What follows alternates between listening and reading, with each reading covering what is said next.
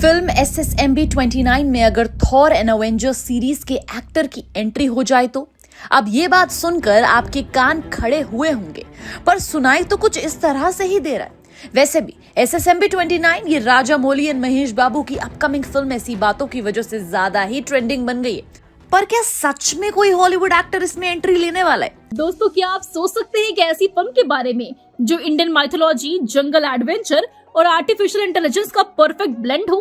राजामौली की SSMB 29 कुछ ऐसा ही करने जा रही है जो आज तक इंडियन सिनेमा में नहीं देखा गया है। जी हाँ, क्या आपने कभी महेश बाबू को एक इंटेंस मस्कुलर एक्शन हीरो के रूप में देखा है?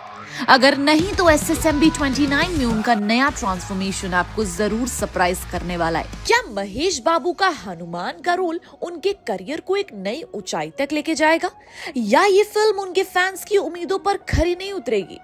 तो अभी हम यहाँ पर बात कर रहे हैं हॉलीवुड एक्टर क्रिस हेम्सवर्थ की, जिन्हें डेडपुल एंड वोल्वरीन में आपने थॉर बनते हुए देखा है, अवेंजर्स एंड गेम में भी देखा है, थॉर द डार्क वर्ल्ड में भी देखा है।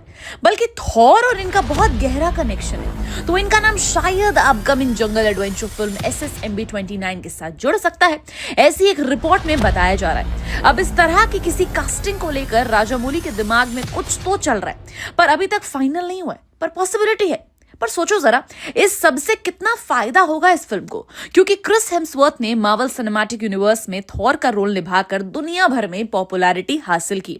उनकी फिल्में specially Avengers end game and Thor Ragnarok ने तो ग्लोबल बॉक्स ऑफिस पर रिकॉर्ड ही तोड़ दिए। MCU के फैंस तो इंडिया में भी भर भर के हैं, जहां इन फिल्मों ने शानदार कमाई की। एंड अवेंजर्स एंड गेम 2019 में भारत में सबसे ज्यादा कमाई करने वाली हॉलीवुड फिल्म बन गई। तो क्रिस हेम्सवर्थ की प्रेजेंस से SSMB 29 फिल्म के बॉक्स ऑफिस कलेक्शन भी जबरदस्त हुए, और वो एक बहुत बड़ा स्टार है, तो उनकी फैन फॉलोइंग देखते हुए वेस्टर्न मार्केट में जोरदार बढ़ावा हुआ। जैसे अवेंजर्स या थॉर रिलीज की फिल्मों ने ग्लोबल बॉक्स ऑफिस पर शानदार काम किया, जो कि उनके स्टार पावर की वजह से भी था। क्रिस हेम्सवर्थ की नेटफ्लिक्स फिल्म एक्सट्रैक्शन ने इंडिया में एंड दुनिया भर में काफी सुर्खियां बटोरी। फिल्म का सेट काफी इंटरेस्टिंग था, जिसमें रणदीप हुड्डा भी थे, जो इंडियन ऑडियंस के लिए खास सरप्राइज था, और इस फिल्म को खास करके इंडियन ऑडियंस ने बहुत प्यार दिया। तो अब ऐसा कोई बड़ा नाम हमें सुनाई दे रहा है, जो जाहिर तौर पर दिमाग में एक ही चीज आती है कि ये फिल्म तो फायदे में जाएगी। वैसे भी राजामौली जैसा ब्रांड नेम किसी फिल्म के साथ हो तो ऑलरेडी एक्सपेक्टेशंस सुपर से ऊपर होती हैं। उसमें भी अगर कोई हॉलीवुड एक्टर अगर आ जाए तो फिर हर तरह से ये फिल्म और मजबूत बन जाती है। वैसे अब तक तो सिर्फ नाम ही सुनाई दे रहा है, पर देखना ये है कि क्या सच में ये हॉलीवुड एक्टर इस फिल्म में दिखाई देगा या नहीं। वैसे आपको क्या लगता है, इस फिल्म में कौन होगा? हमें कॉमेंट सेक्शन में जरूर बताइएगा। And till then keep watching Bollygraph studios. SS Rajamouli और महेश बाबू की फिल्म SSMB 29 का हाइप अभी से ही पीक पर है। ये एक जंगल एडवेंचर फिल्म होगी, जिसमें कि महेश बाबू का कैरेक्टर हनुमान से इंस्पायर्ड होगा। राजामौली ने अपनी हर फिल्म में स्केल और एम्बिशन को एक नए हाइट पर ले जाने की कोशिश की है, और इस बार वो आर्टिफिशियल इंटेलिजेंस का यूज करने का प्लान कर रहे हैं। जी हाँ, AI के जरिए वो कैरेक्टर्स और क्रिएचर्स क्रिएट करेंगे जो अब तक सिर्फ इमेजिनेशन तक सीमित थे। राजामौली का ये डिसीजन एक बोल्ड स्टेप है, क्योंकि फिल्मों में AI का यूज काफी कंट्रोवर्शियल रहा है। हॉलीवुड में इसे लेकर काफी डिबेट्स और प्रोटेस्ट हो चुके हैं। AI के अगेंस्ट जो सबसे बड़ा पॉइंट दिया जाता है वो ये है कि ये एक्टर्स और क्रू के काम को रिप्लेस कर सकता है। हॉलीवुड में राइटर्स और एक्टर्स के स्ट्राइक के टाइम भी AI एक मेजर कंसर्न था, क्योंकि स्टूडियोज पर यह इल्जाम लगा था कि वो AI का यूज करके काम सस्ता और फास्ट करना चाहते हैं, लेकिन ह्यूमन क्रिएटिविटी का लॉस हो रहा है। फिल्मों में AI का यूज पहले भी हो चुका है। द इरिशमैन में AI बेस्ड de-aging टेक्नोलॉजी का यूज किया गया था, जिसमें रॉबर्ट डी नीरो और अल पचिनो जैसे एक्टर्स को यंगर दिखाया गया। मार्वल की फिल्म जैसे कि एवेंजर्स एंड गेम और आयरन मैन 3 में भी AI और VFX का कॉम्बिनेशन देखने को मिला। रिसेंट एग्जांपल फास्ट एक्स का है, जिसमें पॉल वॉकर के कैरेक्टर को AI और VFX के जरिए रिक्रिएट किया गया, उनकी डेथ के बाद भी उनकी लेगेसी को कंटिन्यू करने के लिए। लेकिन AI का यूज हमेशा पॉजिटिव रिएक्शन नहीं लेकर आता। Hollywood horror film late night with the devil में AI का यूज सिर्फ कुछ शॉट्स के लिए हुआ, लेकिन लोगों ने फिल्म के मेकर्स को इस वजह से काफी क्रिटिसाइज किया था। अब सवाल ये उठता है कि फिल्मों में AI का यूज करना कितना सही है। एक तरफ AI से फिल्म मेकर्स को काफी क्रिएटिव फ्रीडम मिलती है, जो रियल वर्ल्ड लिमिटेशंस को तोड़कर नए पॉसिबिलिटीज क्रिएट करती है। राजा मौली जैसे फिल्म मेकर्स के लिए, जो इंडियन सिनेमा में हमेशा कुछ यूनिक करने की कोशिश करते हैं, एआई एक पावरफुल टूल हो सकता है, लेकिन ये भी जरूरी है कि एआई का मिसयूज ना हो और ह्यूमन क्रिएटिविटी को उसका राइटफुल प्लेस दिया जाए। SSMB 29 के केस में एआई का यूज काफी कैलकुलेटेड और एक्सपेरिमेंटल लगता है। राजा मौली का ट्रैक रिकॉर्ड देखा जाए तो वो हमेशा कंटेंट और टेक्नोलॉजी के बीच एक परफेक्ट बैलेंस बनाते हैं। बाहुबली और RRR में उन्होंने ट्रेडिशनल स्टोरी टेलिंग के साथ कटिंग एज VFX का इस्तेमाल किया था। अगर वो एआई का यूज कर रहे हैं तो ये सिर्फ एक स्पेक्टिकल के लिए नहीं होगा, बल्कि स्टोरी और विजुअल्स को और भी इम्पैक्टफुल बनाने के लिए होगा। ये फिल्म एक माइलस्टोन बन सकती है, लेकिन ये देखना होगा कि वो उस डिबेट को कैसे बैलेंस करते हैं। बस दोस्तों, इन सब पर आपका क्या कहना है हमें कमेंट्स में बताएं। साथ ही वीडियो अच्छी लगी हो तो वीडियो को लाइक और शेयर करें। SSMB 29 के लिए महेश बाबू ने जो फिजिकल ट्रांसफॉर्मेशन किया वो उनके प्रीवियस रोल से काफी अलग है और उनके कैरेक्टर को एक नई पहचान देने वाला है। राजामौली के साथ उनका ये कोलैबोरेशन फैंस के लिए एक बड़ा सरप्राइज है, क्योंकि महेश बाबू का नया लुक एंड उनका फिजिकल चेंज इस फिल्म के कैरेक्टर को एक डिफरेंट लेवल पर लेकर जाएगा। सबसे पहले चेंज जो सबको दिखाई देगा वो है महेश बाबू का फिजिक। पहले उनका बॉडी लीन एंड एथलेटिक था, लेकिन SSMB 29 के लिए उन्होंने अपने मसल मास को सिग्निफिकेंटली बढ़ाया। महेश ने intense weight training and strength workout किए हैं ताकि वो ज्यादा मस्कुलर एंड फिट लग सके। इस ट्रांसफॉर्मेशन के लिए उन्होंने अपनी डाइट को भी कंट्रोल किया, जो उनकी बॉडी फैट को कम करने एंड मसल्स को डिफाइन बनाने में मददगार साबित होगा।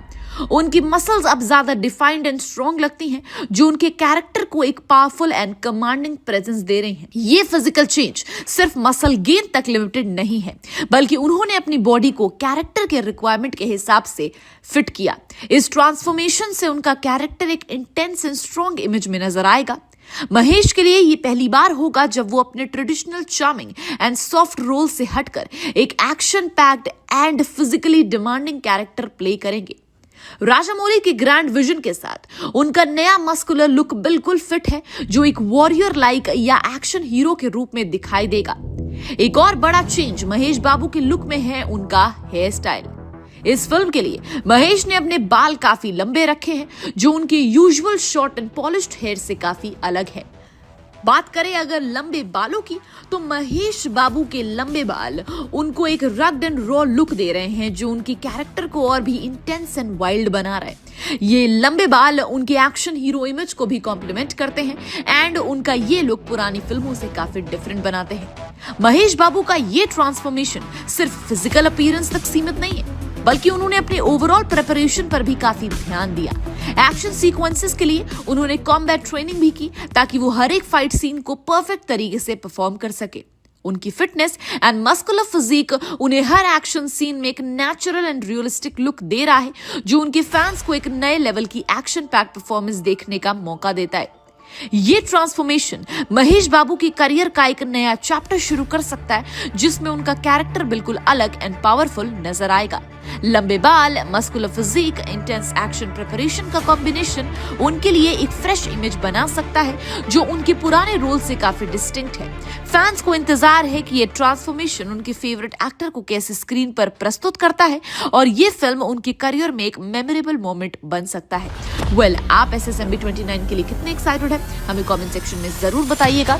And till then keep watching Bollygrad studios.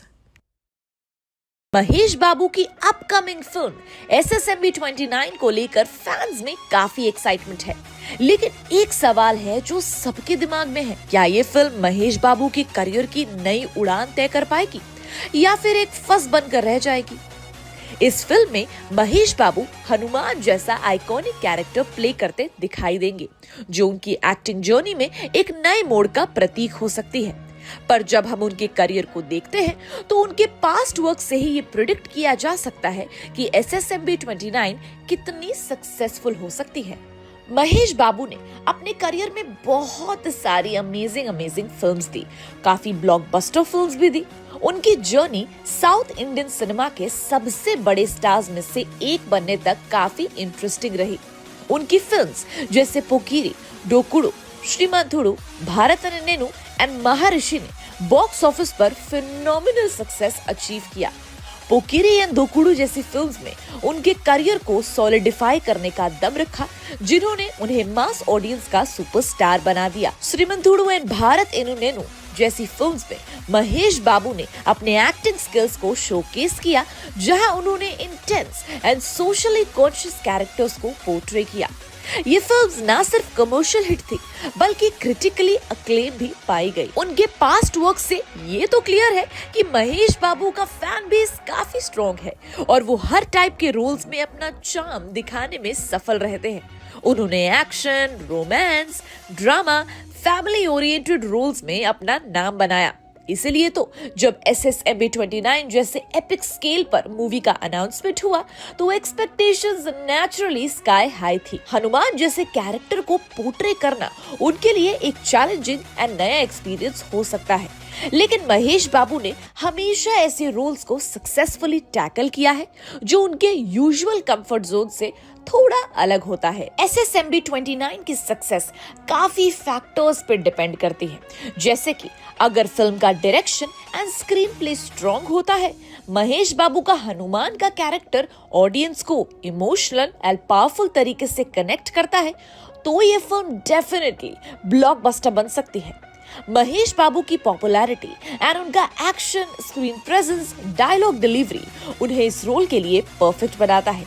अगर फिल्म में high quality visual effects, story telling का कॉम्बिनेशन दिया जाता है, तो ये movie world wide box office पर अच्छा परफॉर्म कर सकती है। लेकिन अगर फिल्म का स्क्रिप्ट वीक है या डायरेक्शन में कोई फ्लॉ दिखाई देता है, तो ये फिल्म फैंस की एक्सपेक्टेशंस पर खरा नहीं उतर पाएगी। हनुमान जैसे एपिक कैरेक्टर को पोर्ट्रे करना एक बड़ी रिस्पॉन्सिबिलिटी होती है और अगर फिल्म ने इस कैरेक्टर को प्रॉपर्ली हैंडल नहीं किया तो ये डिसअपॉइंट भी कर सकती है।